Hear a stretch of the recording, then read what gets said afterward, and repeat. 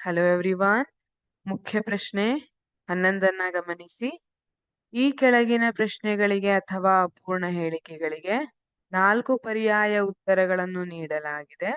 ಸೂಕ್ತವಾದ ಉತ್ತರವನ್ನು ಆರಿಸಿ ಅದರ ಕ್ರಮಾಕ್ಷರದೊಡನೆ ಪೂರ್ಣ ಉತ್ತರವನ್ನು ಬರೆಯಿರಿ.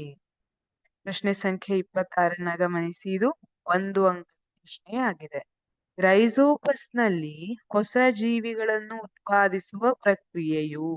ಈಗ ಬ್ರೆಡ್ ಅನ್ನ ಸ್ವಲ್ಪ ದಿನದ ಕಾಲ ಹೊರಗಡೆನೆ ಇಟ್ಬಿಟ್ಟು ತೇವಾಂಶದಲ್ಲಿ ಇಟ್ಬಿಟ್ಟು ಮತ್ತೆ ಅದ್ರ ಮೇಲೆ ಕೆಲವೊಂದಿಷ್ಟು ನೀಲಿ ಹಸಿರು ಬಣ್ಣದ ರಚನೆಯನ್ನ ನಾವು ನೋಡಿರ್ತೀವಿ ಅಲ್ವಾ. ಹಾಗಿದ್ರೆ ಇದೇನು? ರೈಸೋಪಸ್. ಹಾಗಿದ್ರೆ ಈ ರೈಸೋಪಸ್ ಎನ್ನುವಂಥದ್ದು ಹೊಸ ಜೀವಿಯನ್ನ ಉತ್ಪಾದಿಸುವಂತಹ ಪ್ರಕ್ರಿಯೆ. ಆಪ್ಷನ್ ಎ, ಬೀಜಕ ಉತ್ಪಾದನೆ. ಎಸ್, ಸರಿಯಾದ ಉತ್ತರ. ಇದು ಬೀಜಕಗಳನ್ನ ಉತ್ಪಾದಿಸ್ತದೆ. ಆ ಬೀಜಕಗಳು ದಪ್ಪವಾದ ಭಿತ್ತಿಯನ್ನ ಹೊಂದಿರ್ತವೆ. ಯಾವಾಗ ಆ ಬೀಜಕಗಳು ತೇವಾಂಶದ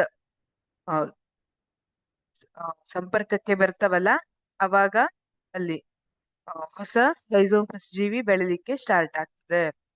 ಈಗ ಆಪ್ಷನ್ ಬಿ, ತುಂಡರಿಕೆ. ತುಂಡರಿಕೆ ಅನ್ನುವಂಥದ್ದು ತಪ್ಪಾದ ಉತ್ತರ. ತುಂಡರಿಕೆ ಸ್ಪೈರೋಗೈರಾದಲ್ಲಿ ಆಗುವಂಥದ್ದು.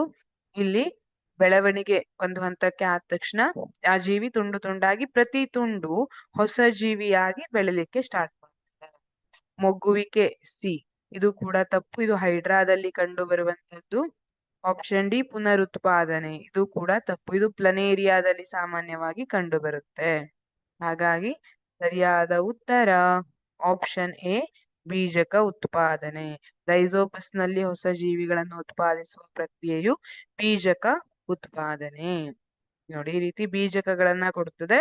ಇವು ಮತ್ತೆ ಹೊಸ ಜೀವಿಯಾಗಿ ಬೆಳವಣಿಗೆಯನ್ನ ಹೊಂದುತ್ತವೆ. Thank you.